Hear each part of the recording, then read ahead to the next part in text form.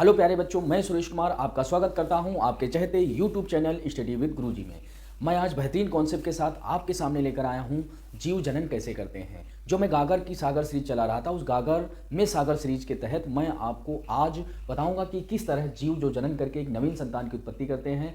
इस प्रकार मैं व्याख्या या डिस्क्रिप्शन दूंगा ताकि आप एक एक प्रश्न से कई सारे प्रश्न कर सकेंगे, ताकि आपके ज्ञान का वर्धन हो सके। मतलब आप रटने पर ना ध्यान दें, समझिए। तो आइए उसी को हम लेकर चलते हैं। तो आज का टॉपिक ही क्या है? जीव जनन कैसे करते हैं। जीव जनन कैसे करते हैं, ये आपकी होती है यूनिट 7।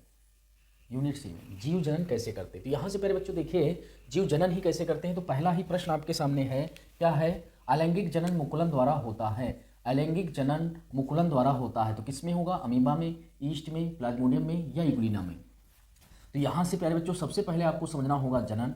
जनन यानी रिप्रोडक्शन, यानी हमें सबसे पहले पता होना चाहिए जनन क्या होता है। तो हम कहेंगे एक जीव से नए जीव के निर्माण की प्रक्रिया को जनन या प्रजनन कहते हैं। और शॉर्ट में अगर हम समझना चाहें तो हम ऐसे कह सकते हैं कि जब एक जीव अपने ही जैसी संतान का निर्माण करता है, अपने ही जैसे संतान या जीव का निर्माण करता है, तो इसी को प्रजनन कहते हैं। एक पॉइंट नोट करना है कि अपने ही जैसी संतान को जन्म देना है, मतलब अगर चना है तो चने से चना ही बनेगा। ये नहीं कि गाय के द्वारा भैंस का निर्माण हो जाए। बड़ा जो उसका जन्म हो तो उसका जो पड्डा या पड्डी हो तो वो भैंस गाय से पड्डा पड्डी बन जाए, ऐसा कुछ नहीं है। या गेहूँ बोने पर जौ हो जाए या गेहूं बोने पर धान हो जाए, ऐसा नहीं। अपने ही जैसी संतान का निर्माण, यानी मानव से मानव होगा, गाय से गाय होगी, शेर से शेर होगा, बिल्ली से बिल्ली होगी, कुत्ते से कुत्ता होगा, गेहूं से गेहूं होंगे, धान से धान होंगे। ये आपको कहलाता प्रजनन। तो अपने ही जैसे संतान जो जन्म देते हैं इसी को हम प्रजनन कहते हैं। अब हम कहेंगे प्रजनन मुख्यतः दो प्रकार का होता है। नंबर 1 अलैंगिक प्रजनन, दूसरा हो जाएगा लैंगिक प्रजनन। ठीक है, तो यानी अलैंगिक प्रजनन और लैंगिक प्रजनन। अलैंगिक प्रजनन यानी हम इसे कहेंगे एसेक्सुअल रिप्रोडक्शन, और इसे कहेंगे सेक्सुअल रिप्रोडक्शन। ठीक है, तो यानी लैंगिक प्रजनन, अलैंगिक प्रजनन। अब बात आती है लैंगिक प्रजनन की विधियां कितनी हैं। तो विधियों की अगर बात की जाए तो इसमें हो जाएगा सबसे पहले, अगर देखा जाए, विखंडन। और विखंडन दो प्रकार का होगा, एक होगा द्विखंडन और एक होगा बहुखंडन। मतलब इसमें देख रहे हैं कि कोई जीव होगा उसके द्वारा दो कोशिकाओं का निर्माण हो जाएगा। कोई एक जीव होगा उसके द्वारा दो कोशिकाओं का, मतलब उसी के द्वारा दो जीव का निर्माण हो जाएगा, तो द्विखंडन। और ऐसी प्रक्रिया होती है अमीबा में। अमीबा जो होता है वो अपने ही समान दो अमीबा का निर्माण कर लेता, तो हो जाता है द्विखंडन। और बहुखंडन में क्या होता है? बहुखंडन में क्या होगा? जब एक ही जीव कुछ ऐसी विपरीत परिस्थितियां आएंगी तो ये अपनी को क्या करेगा? एक पुटी बना लेगा, गोल होकर एक पुटी बना लेगा। और पुटी बनाकर फिर क्या करेगा? इसका जो ये केंद्रक होता है, ये पुटी बन गई, ये पुटी। और इसका जो ये केंद्रक होता है ये कई सारे टुकड़ों में टूट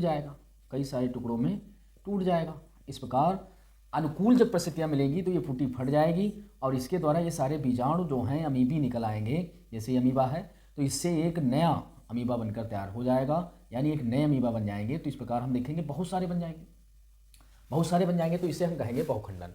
तो इस प्रकार आप देखेंगे बहुखंडन हो जाएगा।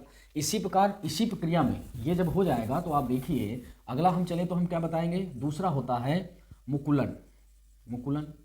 अब मुकुलन प्यारे बच्चों क्या होता है? कुछ ऐसे जीव होते हैं, जैसे आप हाइड्रा को ले लीजिए। ये हाइड्रा है, ये क्या है? हाइड्रा। और इसमें एक टाइप का मुकुल निकल आता है। मुकुल यानी बड, इसी को कहते हैं मुकुल या इसी को कहते हैं बड। ये मुकुल यानी बड निकल आएगा, और जब मुकुल यानी बड निकल आएगा और यही क्या होगा? ये डेवलप होने लगेगा और फिर ये टूट कर अलग हो जाएगा। ऐसे टूट कर अलग हो जाएगा और अलग होकर फिर क्या होगा? इसी के द्वारा एक नए हाइड्रा का निर्माण हो जाएगा। इसी के द्वारा क्या होगा? एक नए हाइड्रा का निर्माण हो जाएगा। तो नया हाइड्रा बन जाएगा, यानी इस मुकुल के द्वारा ही हाइड्रा का निर्माण हुआ। तो इसी प्रक्रिया को कहते हैं मुकुलन। क्या कहते हैं? मुकुलन। और ये हाइड्रा है। इसी प्रकार आपकी होती है ईस्ट। क्या होती है? ईस्ट। तो ईस्ट की भी संरचना कुछ इस तरह होती है। तो इसमें भी ये मुकुल जो होता है, ये मुकुल निकल आएगा और ये मुकुल अलग होकर और ये भी क्या होगा, एक नया ईस्ट बना लेगा, नया ईस्ट बना लेगा। तो यानी ईस्ट में होता है, ईस्ट एक प्रकार की क्या होती है, कवक होती है। तो यानी ये ईस्ट और क्या है, हाइड्रा, इन दोनों में क्या होता है, मुकुलन होता है। तो यहाँ से प्यारे बच्चों देखिए क्या होता है, अलैंगिक जनन मुकुलन द्वारा होता है। तो अमीबा में प्यारे बच्चों नहीं होगा। अमीबा में अभी तो हमने बताया क्या होता है, द्विखंडन और बहुखंडन होता है। ईस्ट ऑप्शन आपको मिल गया, तो हम कहेंगे B will be correct answer, क्योंकि ईस्ट जो होती है इसी में क्या हो रहा है, इसी में देखो ईस्ट में क्या हो रहा है, ईस्ट में हो रहा है मुकुलन, हाइड्रा में भी हो रहा है। इस प्रकार देखेंगे प्लाज्मोडियम में नहीं होता, इग्लिना में भी नहीं होता है। तो हम देखेंगे बी जो आपको ऑप्शन है वो करेक्ट हो जाता है। यहाँ से प्यारे बच्चों आप देखेंगे अलैंगिक प्रजनन क्या होता है। अच्छा, यहाँ से एक बात और समझ लो, अलैंगिक प्रजनन क्या होता है। अलैंगिक में क्या होता है, इसमें एक ही नर या मादा क्या होगा, एक ही नर या मादा के द्वारा जब नई संतान की उत्पत्ति होगी, इसमें नर मादा दोनों की जरूरत नहीं होगी, एक ही नर हो या मादा हो और उसके द्वारा नई जीव का निर्माण हो जाए तो उसे कहते हैं अलैंगिक। और जबकि लैंगिक में क्या होगा, नर व मादा, नर मादा दोनों की आवश्यकता होगी तो उसे कहेंगे लैंगिक प्रजनन। आगे अभी हम बताएंगे। फिर दूसरा ऑप्शन क्या कह रहा है, दूसरा क्वेश्चन, पौधों में कायिक प्रवर्धन के लिए पौधों का कौन सा भाग अधिक अनुकूल है। तो यहाँ से प्यारे बच्चों आपने देखा अलैंगिक प्रजनन की कौन सी विधि देखी, ये मुकुलन देख लिया, यहाँ तक देख लिया। अब हम आगे चलते हैं, इसी में एक बात और हम बता देते हैं, मुकुलन के बाद आगे हम बता देते हैं आपको पुनरुद्ध भवन। तो पुनरुद्ध भवन में क्या होता है प्यारे बच्चों, पुनरुद्ध भवन में क्या होता है, जैसे कोई भी जीव है, जैसे ये है, मान लिया एक प्लेनेरिया का उदाहरण हम ले रहे हैं, ये आपकी है क्या, प्लेनेरिया, और इसी प्लेनेरिया के द्वारा इसको हमने क्या किया, यहाँ से कट कर दिया। अब कट कर दिया है तो इसके जो टुकड़े होंगे, ये एक टुकड़ा हो गया, एक टुकड़ा ये हो गया और एक टुकड़ा ये हो गया, और ये टुकड़े क्या करेंगे, ये एक नया जीव यानी नया प्लेनेरिया बना लेंगे।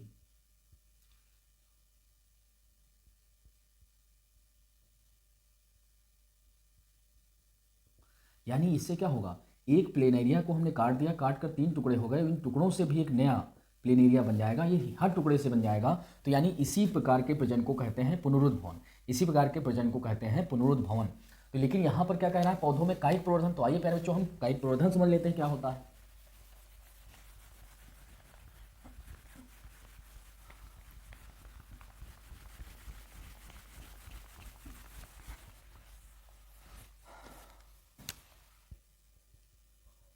कायिक प्रवर्धन क्या होता है, कायिक प्रवर्धन एक प्रकार का अलैंगिक प्रजनन ही है, अलैंगिक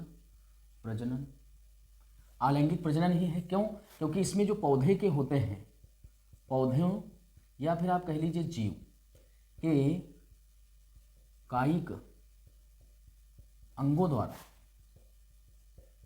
नए जीव का निर्माण होता है। यानी जब कोई ऐसा जीव मिल जाए जिसका कोई कायिक अंग, यानी उसका कोई अंग, खासकर ऐसे पौधे होते हैं, पौधों की देखी जाए जड़, तना, पत्ती, पौधों की देखी जाए जड़, तना, पत्ती, पुष्प को हम नहीं लेंगे क्योंकि पुष्प क्या है, पुष्प एक लैंगिक अंग है, सेक्सुअल ऑर्गन्स है किसका, पौधे का, क्योंकि उसी में क्या होते हैं, नर मादा जननांग उपस्थित होते हैं। तो पुष्प को छोड़ देंगे, तो क्या बचेगा, जड़, तना, पत्ती, और जड़, तना, पत्ती के द्वारा पौधों में क्या होता है, नए जीव का निर्माण किया जा सकता है। तो इस प्रकार देखेंगे यही कहलाता है कायिक प्रवर्धन। अब कायिक प्रवर्धन में देखा जाए, हम पहले बात करेंगे जड़ द्वारा, दूसरा हो जाता है पत्ती द्वारा,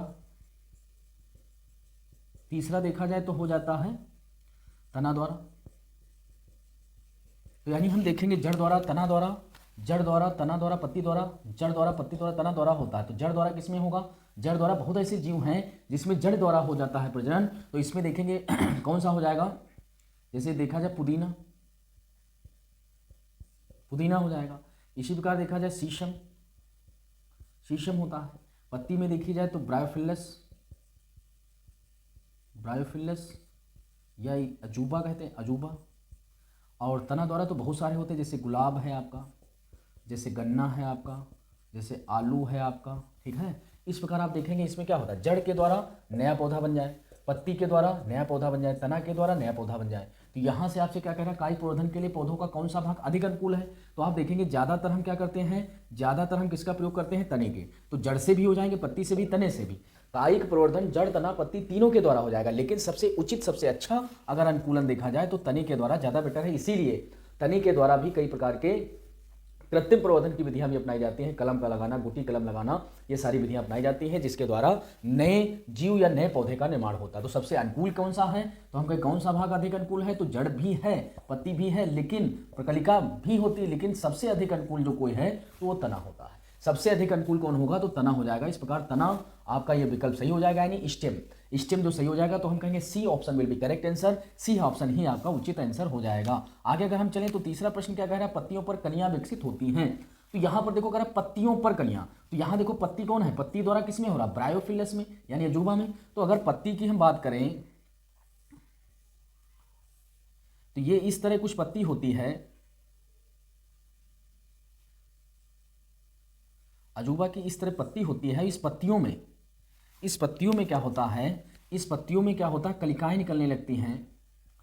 इन पत्तियों में क्या होता है, कलिकाएं निकलने लगती हैं, और इन पत्तियों में कलिकाएं जो निकलती हैं ये कलियां हैं, और इन्हीं कलियों द्वारा एक नया जीव बन जाएगा, यानी नया पौधा तैयार हो जाएगा। तो पत्तियों के द्वारा भी नया पौधा तैयार हो सकता है, लेकिन कुछ अजीब पौधे हैं ऐसे, जैसे ब्रायोफिलस या इसी को अजूबा कहते हैं। तो इसमें देखिए आप पत्तियों के द्वारा कलियों में किसके विकसित होता है, तो हम देखेंगे ए ऑप्शन ही आपका विकल्प सही हो जाएगा, क्योंकि हमने पहले बता दिया है ब्रायोफिलस। गुलाब में तने द्वारा होगा, गुलाबास तने द्वारा, दूब घास जड़ द्वारा होगा, जबकि इसमें कैसे होगा, ब्रायोफिलस किसके द्वारा होगा, पत्ती द्वारा। इसमें तने द्वारा, इसमें तने द्वारा, इसमें जड़ द्वारा होगा। तो इस प्रकार आप देखेंगे A option will be correct answer, bryophyllum यानी अजूबा। अगला चलें तो हम क्या कह रहे हैं, पुनरुद्ध भवन होता है। तो प्यारे बच्चों अभी हमने बताया था पुनरुद्ध भवन, तो पुनरुद्ध भवन अभी हमने बताया था प्लेनेरिया में होता है, और साथ में अगर देखा जाए तो हाइड्रा में भी होता है, तो प्लेनेरिया और हाइड्रा दोनों में होता है। हाइड्रा में भी और प्लेनेरिया का अभी हमने उदाहरण बताया, प्लेनेरिया को कट कर दीजिए और कट जितने टुकड़े हो जाएंगे उससे बन जाएगा। और साथ में देखा जाए अमीबा में भी होता है, तो इस प्रकार देखिए बहुत से ऐसे जीव हैं जिनमें पुनरुद्भवन, मतलब काट देने पर उसका एक एक खंड जो होता है उससे एक नया जीव बन जाता है। इसी प्रक्रिया को हम पुनरुद्भवन कहते हैं। या कुछ जीव ऐसे होते हैं जिनके द्वारा नया जीव न बनकर केवल अंग ही बनता है, जैसे छिपकली का एक अगर पूंछ कट जाए, देखा होगा पूंछ कट जाती है तो पूंछ के कटने के बाद उसकी पूंछ फिर से तैयार हो जाती है, फिर से बन जाती है उसी तरह। तो इस प्रकार देखा जाए उसमें पुनरुद्भवन हो, लेकिन उसमें एक विशेष अंग बना है, और हम यहाँ चूंकि प्रजनन पढ़ रहे हैं, और इसमें क्या होगा, एक पूरा नया जीव ही बन जाता है। जब पूरा नया जीव बन जाएगा तो इसी को हम कहेंगे पुनरुद्भवन द्वारा प्रजनन। तो पुनरुद्भवन द्वारा प्रजनन किसमें होगा, हाइड्रा में होगा, प्लेनेरिया में होगा, केचुआ में नहीं होगा। विकल्प ए बी दोनों। तो इस प्रकार आप देखेंगे विकल्प ए बी दोनों, ए भी सही है, बी भी सही है। तो इस प्रकार हम देखेंगे इस विकल्प को अकेले नहीं सही करेंगे, इसको भी अकेले नहीं, ये दोनों सही हैं। तो हम कहेंगे D will be correct answer, विकल्प A and B, option A and B both दोनों सही है, हाइड्रा और प्लेनेरिया दोनों सही। तो ये डी विकल्प आपका सही हो जाएगा। ठीक है, इस प्रकार आगे चले तो क्या कह रहा है, पराग कोश में होते हैं। तो पराग कोश में क्या होते हैं, इनको जरा समझना है। तो आइए चलते हैं, पराग कोश क्या होता है।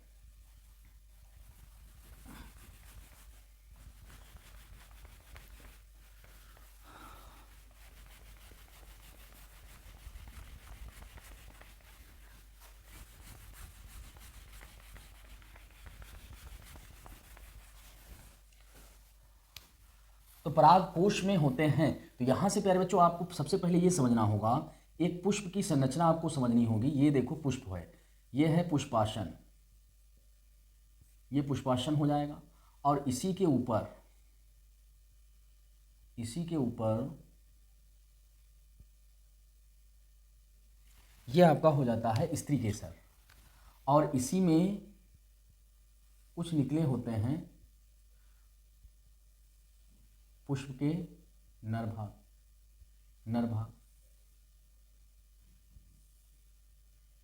पुष्प के नर भाग निकले होते हैं, और सबसे बाहर की ओर होती हैं ये पंखुड़ियां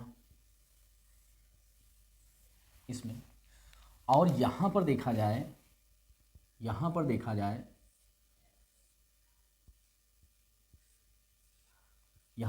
सबसे बाहर की ओर होती हैं, ये हरे रंग की होती हैं, ये दल होते हैं, इनको कहते हैं बाह्य दल। सबसे बाहर की ओर होते हैं बाह्य दल, और ये अंदर की ओर कौन से होते हैं, इनको हम कहेंगे दल होते हैं।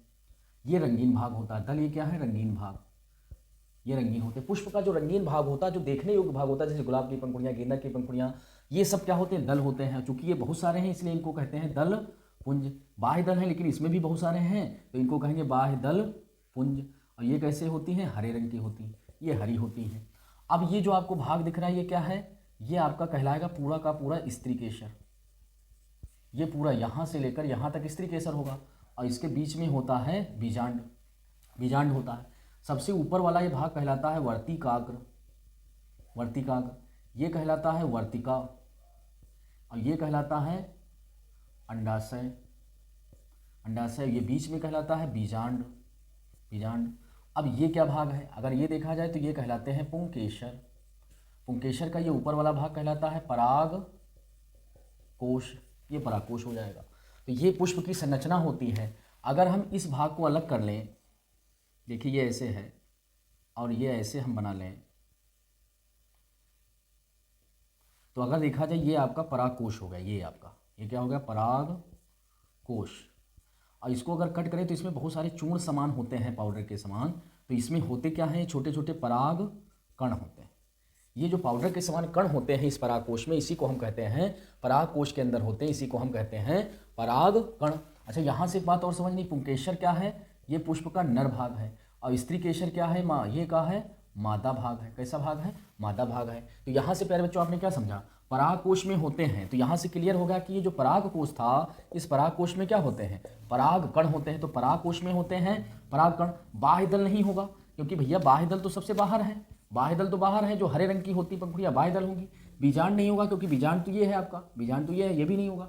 अंडाशय, अंडाशय नहीं होगा क्योंकि अंडाशय तो ये गोल उभरा हुआ भाग होता है, ये उभरा हुआ भाग अंडाशय होता है। इस प्रकार आप देखेंगे पराग कण, तो परागकोश में क्या होते हैं, पराग कण होते हैं। इस प्रकार आपका क्या हो जाएगा, ए ऑप्शन में भी करेक्ट आंसर, पराग कण होते हैं। अगले प्रश्न की ओर चलिए, एक पुष्प की स्त्री केसर के मध्य भाग को क्या कहते हैं। तो एक पुष्प है उसके स्त्री केसर के मध्य भाग, तो प्यारे बच्चों हमने बताया था यहाँ से लेकर यहाँ तक स्त्री केसर है, यानी यही मादा भाग है, जबकि यहाँ से लेकर यहाँ तक क्या है, ये नर भाग है। इस नर भाग को हम पुंकेसर कहते हैं, इसी को हम स्त्री केसर कहते हैं। तो इस प्रकार प्यारे बच्चों देखा जाए तो ये ऊपर वाला भाग तो हो जाएगा वर्तिकाग्र, मध्य वाला भाग हो जाएगा वर्तिका, यहाँ हो जाएगा अंडाशय, बीच में होता है बीजांड। तो मध्य वाला भाग कौन है, मध्य वाला भाग तो वर्तिका है।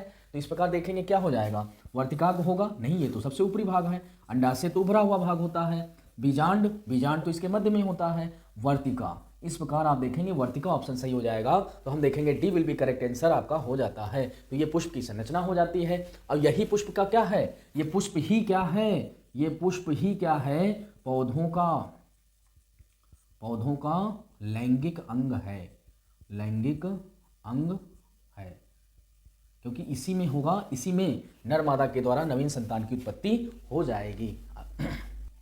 तो प्यारे बच्चों हम चलते हैं अगले प्रश्न की ओर। आते देखें अगला प्रश्न आपके सामने है कौन सा, 7 नंबर क्वेश्चन, पराग कणों का वर्तिकाग्र तक स्थानांतरण कहलाता है। तो प्यारे बच्चों अभी तो हमने बताया ये होता है परागकोश, यहाँ पर हमने देखो बताया था ये नर भाग होता है, इसे पुंकेसर कहते हैं, पुंकेसर के अग्रभाग को कहते हैं परागकोश। इसी परागकोश में उपस्थित हैं परागकण। अब जब ये परागकण यहाँ से निकलते हैं और परागकण यहाँ उसके ऊपरी भाग यानी पादप का ये जो मादा भाग है, मादा भाग यानी इसका वर्तिकाग्र जो भाग है, यहाँ पर जो गिरते हैं, यहाँ पर आते हैं, इसी को गिरना यानी यहाँ से चलकर यहाँ तक आना, यहाँ से यहाँ तक आना यानी परागकोश, वही कह रहा पराग कणों का वर्तिकाग्र तक स्थानांतरण। तो यानी पराग कणों का वर्तिकाग्र तक पहुँचना ही क्या कहलाता है, तो हम इसे कहेंगे परागण क्रिया कहलाती है, परागण क्रिया कहलाती है। कौन कहलाती है, तो हम कहेंगे वही पराग कणों का वर्तिकाग्र तक का स्थानांतरण क्या कहलाएगा, परागण कहलाता है। तो इस प्रकार आप देखेंगे यहाँ से आपने देख लिया है क्या, परागण ही आपको पहला विकल्प मिल जाएगा, यानी ए विल बी करेक्ट आंसर हो जाएगा। इसे पॉलिनेशन कहते हैं। यहाँ पर देखिए निषेचन नहीं होगा, अंडोत्सर्ग नहीं होगा, इनमें से सभी नहीं होंगे। निषेचन क्या होता है, जरा निषेचन भी समझ लो। जब नर अंडाणु और मादा अंडाणु, नर अंडाणु दोनों आपस में संलयित होते हैं, यानी आपस में इनका जब फ्यूजन होता है, तो ये जब फ्यूज हो जाते हैं आपस में और इसका क्या बनता है, युग्मनज। क्या बनता है, युग्मनज, जिसे कहते हैं जायगोट। ये जो नर है ये तो है नर और ये है मादा, तो नर अंडाणु मादा अंडाणु ये जब आपस में मिलते हैं, इसी को कहते हैं, इसी क्रिया को कहते हैं निषेचन। क्या कहते हैं, निषेचन। और बनता क्या है, युग्मनज यानी जायगोट। अब देखो एक ये था एक ये था, तो हम यहाँ से आप कह सकते हैं ये कोशिका जो युग्मनज है ये कैसी है, द्विगुणित है। कैसी है, द्विगुणित है। जबकि नर अंडाणु मादा अंडाणु क्या थे, ये एक गुणित थे। ये सब क्या थे, एक गुणित। लेकिन जब युग्मनज बनता है तो क्या बनते हैं, द्विगुणित। तो यहाँ से आप देखेंगे ये निषेचन नहीं होगा। फिर अंडोत्सर्ग कहता है, अगर मादा जनन अंग की बात की जाए, मादा जनन अंग की बात की जाए,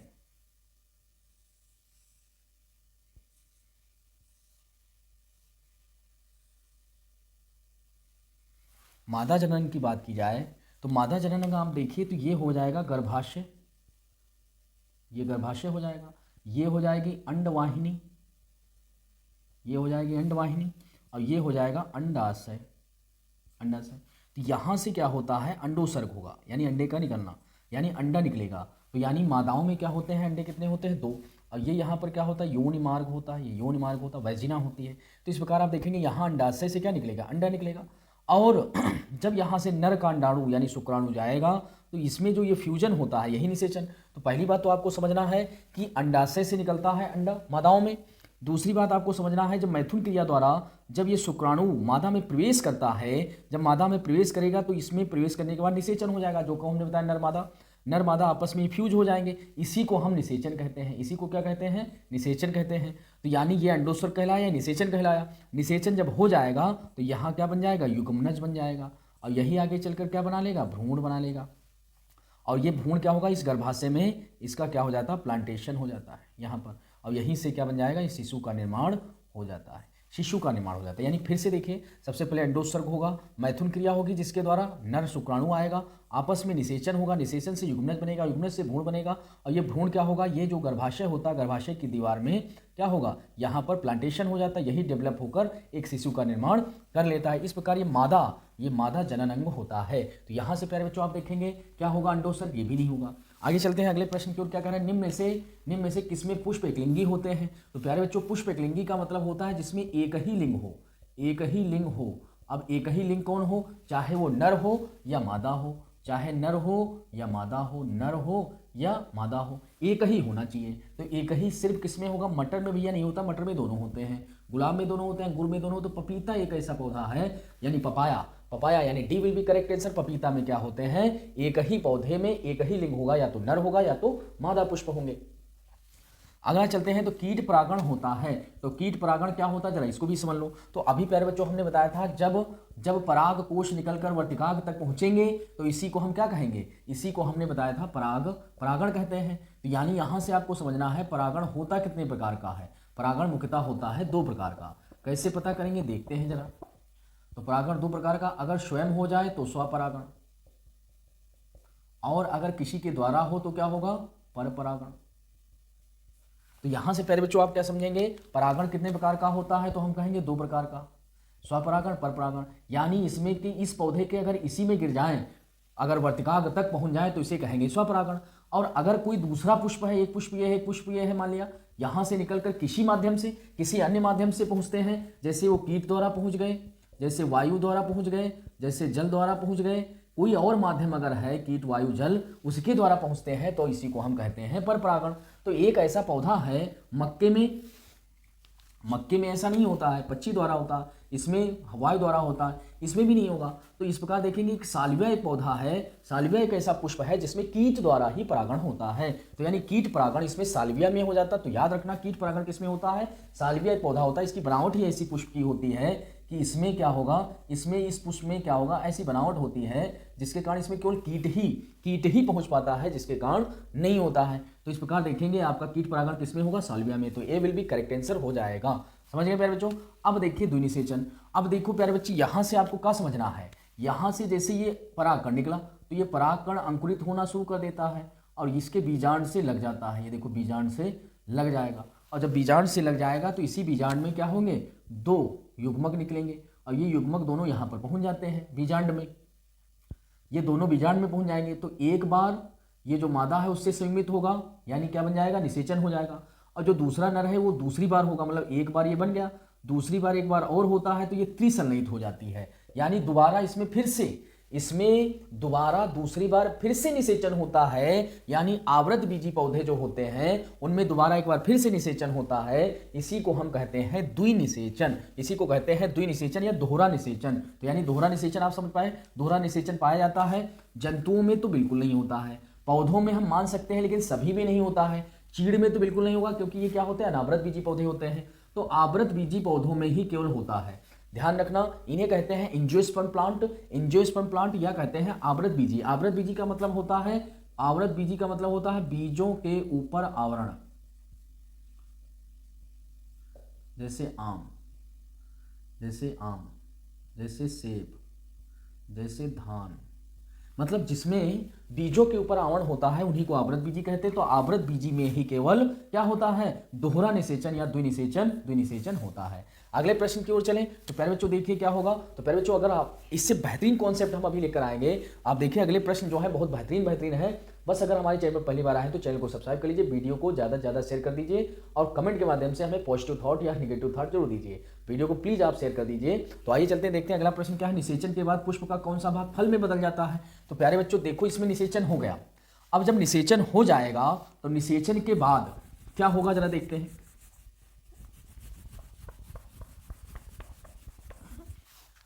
तो निषेचन के बाद क्या होगा घटना देखो। तो पुष्प के निषेचन के बाद क्या होता है। तो सबसे पहले आप देखिए अंडाशय, अंडाशय ये वाला भाग, ये फल बन जाता है। और अंडाशय की जो भित्ति होती है, अंडाशय भित्ति, और ये क्या बन जाती है, फल भित्ति, फल भित्ति बन जाती है। और ये जो बीजांड होता है, बीजांड जो होता है, बीजांड, और ये बीजांड किस में बदल जाता है, बीज में। और बाह्य दल, दल, और साथ में आप देखें पुंकेसर, ये सब क्या हो जाते हैं, झड़ जाते हैं, ये झड़ जाते हैं, इनका कोई काम नहीं रह जाता, ठीक है। लेकिन कुछ ऐसे पौधे हैं, जैसे अगर बात की जाए हम टमाटर की बात कर लें, हम बैंगन की बात कर लें, बैंगन, टमाटर और बैंगन, इसमें क्या होते हैं, बाह्य दल लगे रहते हैं। इनमें क्या होते हैं, देखा होगा बैंगन और टमाटर जब फल पक जाता है उसके बाद हरे हरे जो होते हैं उसकी पंखुड़ी अब भी लगी होती हैं, यानी कहेंगे बाह्य दल, बाह्य दल लगे रहते हैं, मतलब फल बन जाएगा उसके बाद। लेकिन फिलहाल अंडाशय से फल बनेगा, अंडाशय भित्त से फल भित्त बनेगी, बीजांड से बीज बनेगा, अंडाशय से फल, बीजांड से बीज, इतना जो याद रखिए। तो आइए देखते हैं निषेचन के बाद पुष्प का कौन सा भाग फल में बदल जाता है। तो बीजांड से तो बीज बनता है, वर्तिकाग्र झड़ जाती है, वर्तिका भी झड़ जाती है, तो अंडाशय से भैया क्या बन जाएगा, फल बन जाता है। अंडाशय से क्या बन जाएगा, फल बन जाता है। तो आगे चलेंगे, आगे चलेंगे तो देखेंगे क्या होगा। आगे प्यारे बच्चों क्या देखेंगे, 12वां प्रश्न आपके सामने है, क्या है, शुक्राणुओं का निर्माण होता है। तो शुक्राणुओं का निर्माण कहाँ पर होता है, जरा इसे भी देख लीजिए क्या होगा, ठीक है प्यारे बच्चों। तो देखो क्या होगा, निम्न में से मादा जनन तंत्र का भाग, शुक्राणुओं का निर्माण होता है। तो शुक्राणुओं का निर्माण किसमें होगा, किसमें होगा, तो शुक्राणुओं का निर्माण की बात कर लें तो अब यहाँ से हम पुष्प वाला काम हटा देते हैं, पुष्प वाला काम हटा देते हैं।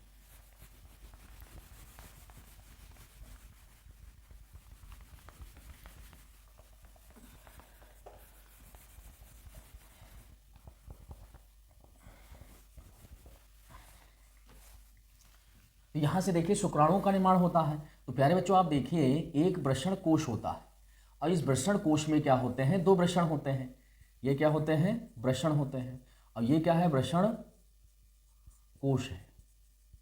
अच्छा, वृषण कोश जो मानव होता है उस मानव में वृषण कोश क्या होते हैं, शरीर से बाहर होते हैं, या अन्य जो होते हैं जंतु उसमें बाहर होते हैं। वृषण कोश क्यों होते हैं, बाहर इसलिए होते हैं, वृषण कोश मानव या स्तनधारियों में इसलिए बाहर होते हैं क्योंकि उनको शरीर के टेम्परेचर से 1-2 डिग्री सेंटीग्रेड कम टेम्परेचर चाहिए, जिसके कारण ही शुक्राणु का निर्माण हो पाएगा। तो इसलिए उनको क्या चाहिए, कम टेम्परेचर होने के नाते वो अपने टेम्परेचर को मेंटेन रखते हैं ताकि शरीर के ये बाहर स्थित होते हैं। तो देखो ये हो जाएंगे आपके वृषण हो जाएंगे, वृषण हो जाएंगे। और वृषण में से ही क्या निकलती हैं, वृषण शुक्रवाहिनियाँ निकलती हैं ऐसे, एपिडाइडिस, ठीक है, यहाँ से भी निकलेंगे ऐसे एपिडाइडिस। तो ये हो जाएंगे, और यहीं से भैया ऊपर से एक नली निकलती है, एक नली निकलती है।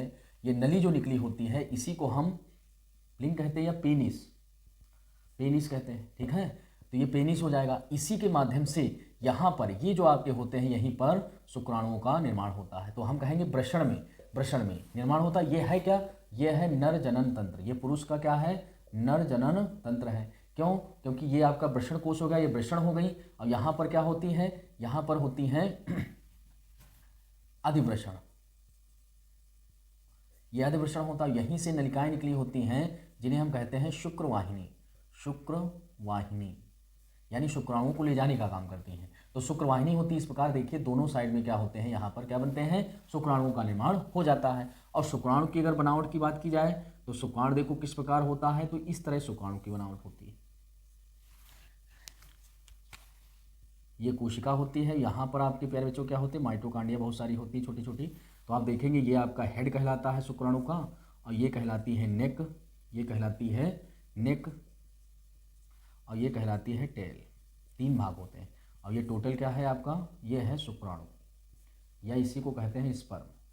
ठीक है, तो ये नर का, ये नर क्या है, ये नर है शुक्राणु, एक प्रकार का नर अंडाणु है या शुक्राणु कहलाता है। तो ये सारे शुक्राणु का निर्माण होता है, ये हो जाता है नर। और ये हमने बताया था मादा जनन तंत्र है जिसमें अंडोत्सर्ग होता है। तो यहाँ से देखिए शुक्राणु का निर्माण होता है किसमें, तो आपका देख रहे वृषण में, यही आपका विकल्प सही हो जाएगा। अंडाशय में अंडे का निर्माण होता है। शुक्रवाहिनियों में कुल ले जाने का काम होता है, यहाँ से ले जाने का काम होता है। और अंडवाहिनी, अंडवाहिनी तो भैया ये देखो मादा में होती है, अंडवाहिनी तो मादा में होती है, जो अंडवाहिनी होती है मादा में। और अंडवाहिनी में ही प्यारे बच्चों, अंडवाहिनी में ही देखो निषेचन हो रहा था।